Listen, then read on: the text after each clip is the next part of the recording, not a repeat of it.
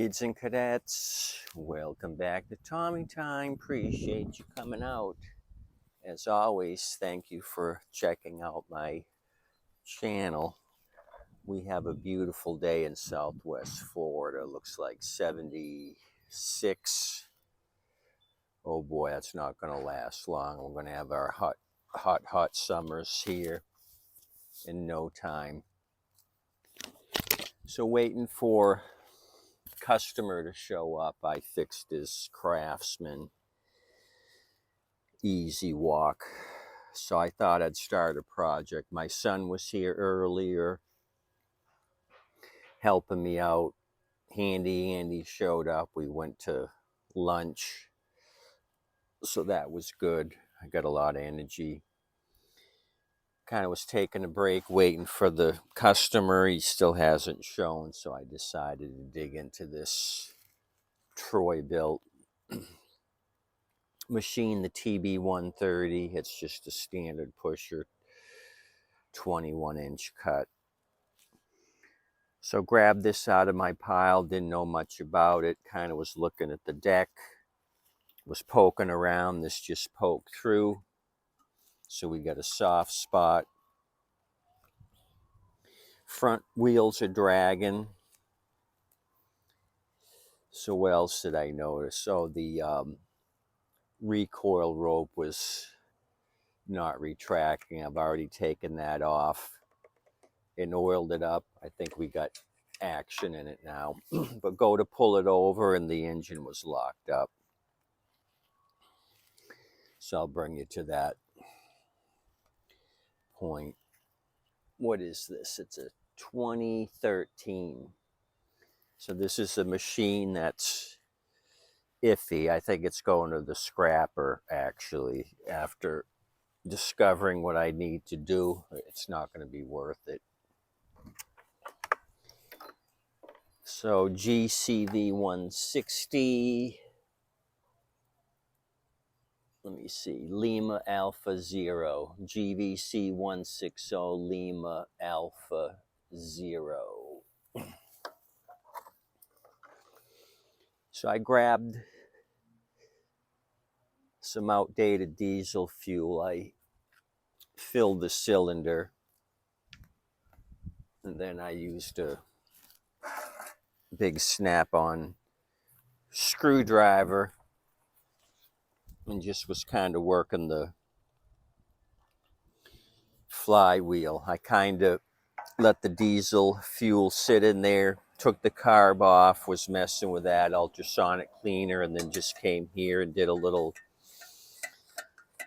back and forth and finally broke it free. I think it was a combination of rust here on the coil, and then I was blasting compressed air into the cylinder with the diesel fuel to kind of splash it up on the cylinder walls to get 360 coating.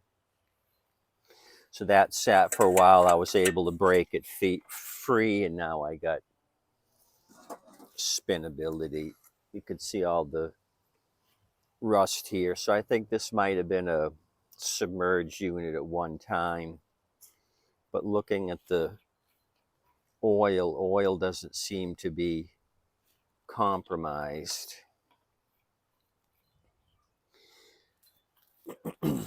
So we'll discuss the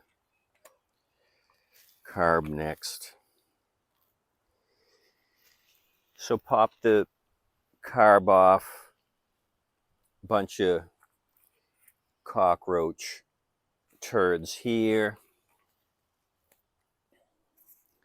Filter's not the best. The original Briggs filter had a cover on it, so I popped the backing plate, and I'm looking in, and this thing was just caked up with white crust. Drop the bowl, you can see the crust there, crust in here. It was much worse. I blasted a bunch of this out already. bowl was just filled, and you could see the rust that's already happened here on the bowl. It was just filled with white cake. So I ran it once through my ultrasonic cleaner 50/50 with this awesome orange and water.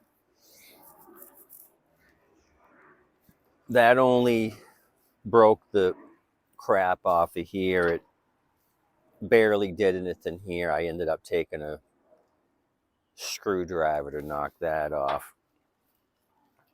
So then I put some diesel fuel in another container, put it in here, and ran it a second time to try to soften things up. So I think this is shot. I don't think I'm going to be able to do anything with this. The bowl's moving, but it's not moving the needle there. The needle is totally stuck. None of these are moving. Those are all rock solid stuck. So this thing's going to take way too much. And I'll never get the brass jet out of here. That's going to be locked in there tighter than Fort Knox. So as far as the carb, it's shot. So I could put another carb on, but then I have deck integrity here. It had no blade on it, so I don't know what that's all about. The adapter and the washer and the bolt are there, but there's no blade. So this is more, this machine's leaning more to, it's not going to be worth it to mess with it. The bail bar is there, but no cable. Somebody's tweaked this here to remove the cable, or I'm not sure, but this is all bent up where the butterfly wings go. Who's coming in? Front? No, not Frontier. Southwest is coming in. So it needs another cable if I were to do this. Like I said, bail bars in place. So this one's leaning on more work than it's going to be worth. So this is one that's not going to be questionable. Oh, this was another thing too. This zippy tie was here on the automatic choke, so I don't know if this thing wasn't working and they had it tied up somewhere, but it seems to be moving now. So I don't know what that's all about. Sometimes these things can be finicky. So maybe there's no issue with this.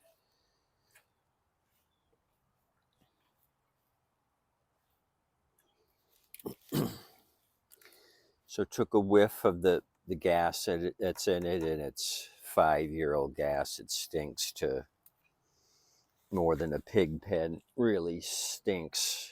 That varnishy stink. This thing's been sitting a while. So I don't know what I can do for this. Maybe save the handle and the wheels if I can get the wheels off. Maybe pull parts off of the engine. My next course of action before I snatched you up, I was going to throw my compression gauge on it, put the recoil back on, and just see if we have compression. The valves are working because when I was blasting out the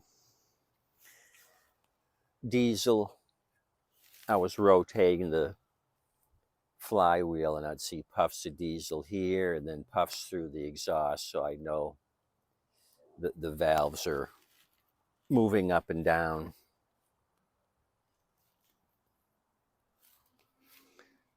So yeah, I think this was a floody-duddy surface rust, and you could see all the aluminum corrosion here, rust on the tab. You know what I mean? It's just be too much to